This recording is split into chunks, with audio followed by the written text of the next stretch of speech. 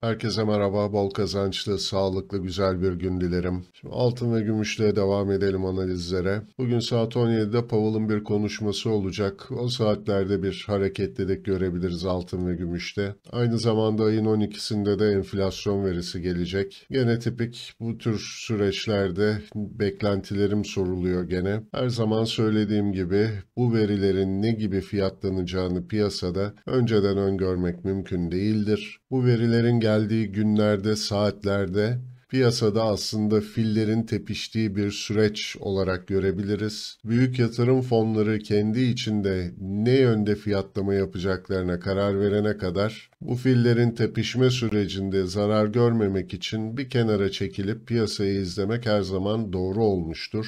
Bırakın veriler gelsin, bırakın konuşmalar yapılsın, filler burada tepişsin, bizler de kenara çekilip bu süreci takip edelim. Büyük ihtimalle Cuma günü ne yöne gideceklerine karar vermiş olacaklar. Biz de arkalarına takılıp bu süreci değerlendirmeye çalışacağız. Aksi takdirde bu filler burada tepişirken ezilen çimenlerden olma ihtimalimiz çok yüksek. Özellikle kısa vadeli yatırımcıların, traderların bu süreci fiyatlamadan takip etmeleri çok daha sağlıklı olacaktır. Uzun vadeli yatırımcılar için ise zaten bu tür ufak dalgalanmalar özellikle gram yatırımcısının alım-satım farklarından dolayı büyük sıkıntılar doğuracağı için hareketsiz durmak en sağlıklısı olacaktır. Şimdi gümüş grafiğinden bakarsak yukarıda 24-13-24 direnç bölgemiz vardı. Bu bölgeden bir satış aldık. Aşağıda da takip ettiğimiz 23.52-23.37 bölgesi vardı. Bu bölge şu an için destek olarak çalışıyor.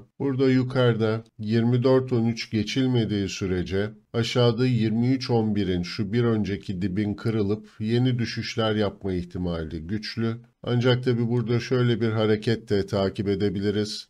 23.11'den gelen yükseliş 24'lerde son bulup 24.10'da son bulup sonrasında gelen satışlar 23.50'lerden destek bulduktan sonra dönüp yukarıda 24.10'u da kırabilir. Ancak bu akşam Powell'ın konuşması ayın 12'sindeki enflasyon verisine kadar ben şu yatay bandın korunabileceğini düşünüyorum. Gelen verilere göre düzeltme sürecine mi giriyoruz yoksa yükselişe mi geçiyoruz? Bunu tayin edeceğimizi tahmin ediyorum. Buradan ons altına geçecek olursak ons altında da yukarıda 1895-1878 direncimiz çalışıyor. Burada da bir konsolidasyon süreci takip ediyoruz. Aşağıda ilk destek olarak 1865-1860 aralığını takip edeceğiz. Bunun da altında 1850-1847'ye kadar satışların derinleşme ihtimali var. Eğer bu bölge kırılacak olursa aşağıda 1825 destek bölgesini takip ediyor olacağız. Aksi takdirde burada yükselen tepeler, yükselen dipler şeklinde hareketin, yükselişin devamını takip ederiz. Bu da gene gelecek verilere göre şu yatay bandın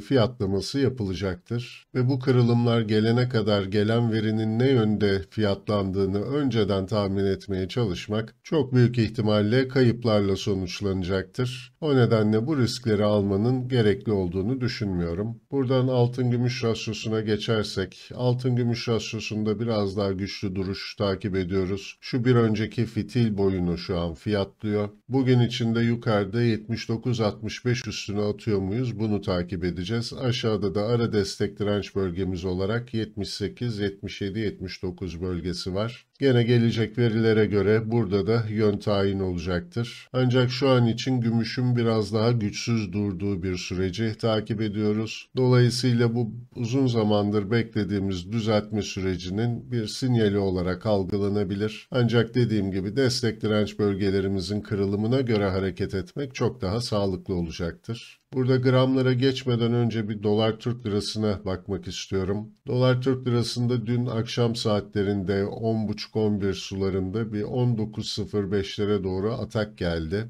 Bunu daha önce gene 27 Eylül'de buna benzer bir hareket yaşamıştık. 18.73'lere doğru bir hareket gelmişti. Gün içi fiyatlamalar 18.50'nin altında gerçekleşirken sonrasında kademeli olarak bu fitil boyunu doldurdu. Bu fitil boyu dolduğunda şu 18.73'lere artık fiyat dayandığında tekrar bir atak gördük. Dolayısıyla önümüzdeki günlerde Dolar Türk Lirası'nda 19.05'lere doğru bir yükseliş süreci takip ediyor olacağımızı düşünüyorum. Aşağıda da sırasıyla 18.58, 18.48 bölgesini destek olarak takip edeceğiz. Seçim sürecine giriyoruz. Borsada sıkıntılı bir dönem. Dolayısıyla borsadan çıkıp dolara geçmek isteyen bir kesim olabilir. Bu nedenle de doların güçlü olduğu bir süreci takip ediyor olabiliriz. Bu da tabii ki gramlara pozitif olarak yansıyacaktır. Gram gümüş şu an için yukarıda. 14.34-14.80 bölgesini direnç olarak çalıştırıyor. Şöyle 4 saatlik grafiklere geçersek daha net göreceğiz. 14.80 üstü kapanışlar, yükselişlerin devamı, 13.98'in kırılması da doların sabit durduğu, altın ve gümüşte bir miktar satışların geldiği süreci bize gösterir ve 13.40-13.14'lere kadar satışlar derinleşebilir. Ancak tabii borsadaki satışların hızlanması, dolara geçişlerin artmasıyla bu 13.98 desteğinin çalışma ihtimali daha güçlü gözüküyor şu an için. Ancak ayın 12'sindeki verilerle daha da netleşecektir gramların durumu. Buradan bir gram altına geçip bakalım. Burada şöyle saatlik grafiklere dönüp bir bakmak istiyorum. Bakın dün bahsetmiştik 1117 önemli bir bölge diye. Bu 1117'ye kadar bir fitil attı.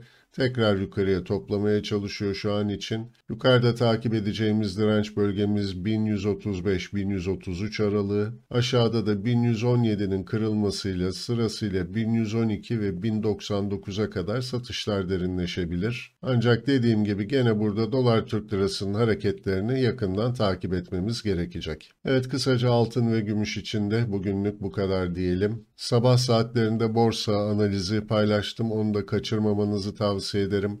Gramları da çünkü özellikle etkileyecek bir süreç orada tetiklenebilir. Aynı zamanda öğlen saatlerine doğru platin ve paladyumla ilgili de bir analiz paylaşmış olacağım. Evet, tekrar görüşmek üzere diyelim. Hoşça kalın.